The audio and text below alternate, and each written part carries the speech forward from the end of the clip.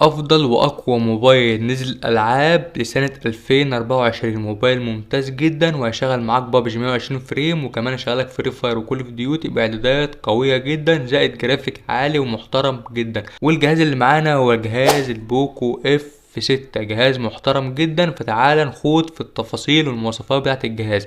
يعد هاتف بوكو اف 6 اضافة مميزة جدا من شاومي في الفئة المتوسطة العليا من ناحية الاداء وتجربة الالعاب، حيث يأتي الهاتف بمعالج سناب دراجون جنريشن 3، والذي يعتبر من المعالجات الرائدة، بالإضافة لبطارية 5000 ملي أمبير مع قدرة شحن سريع تصل إلى 90 واط، مما يسمح بشحن بطارية الهاتف بسرعة فائقة، مع شاشة أموليد 120 هرتز بسطوع ممتاز جدا وكاميرا خلفية 50 ميجا بكسل.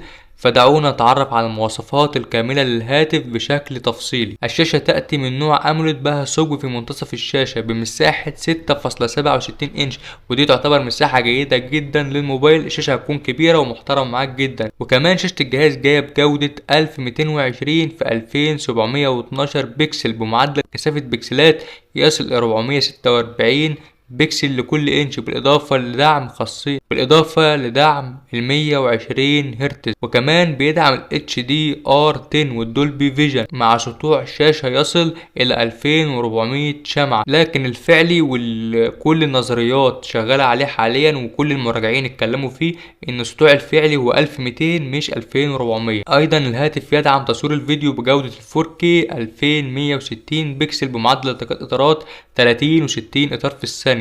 اما لو هتصور 1080 فول اتش دي هيبقى معدل الاطارات معاك 30 و60 و120 و240، واللي معرفش ده معدل اطارات ممتاز جدا. اما على بطارية الجهاز بقى، البطارية جاية 5000 ملي امبير، طبعا 5000 ملي امبير ومعاك شاحن 90 واط، ومعاك معالج يعد من واحد من افضل المعالجات اللي موجودة في الاسواق حاليا، وموجود في الاس 23 الترا على ما اتذكر يعني.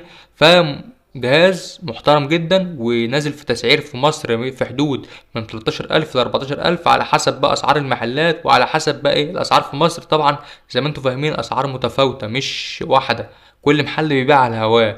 فانت هتدور على افضل محل او افضل متجر الكتروني تقدر تشتري منه الموبايل، وتحاول بقدر الامكان تجيب النسخة اللي هي 8 جيجا رام 256 عشان ما يبقاش السعر عالي معاك أوي. لكن لو جبت النسخة العالية فأكيد السعر ممكن يعدي أصلا 17000 جنيه. فأنت خليك في الحنان كده وفي المتوسط عشان ما تدفعش كتير. متبخلش على هوك بلايك واشتراك في القناة، وياريت تكتب لي رأيك في التعليقات. دمتم في رعاية الله.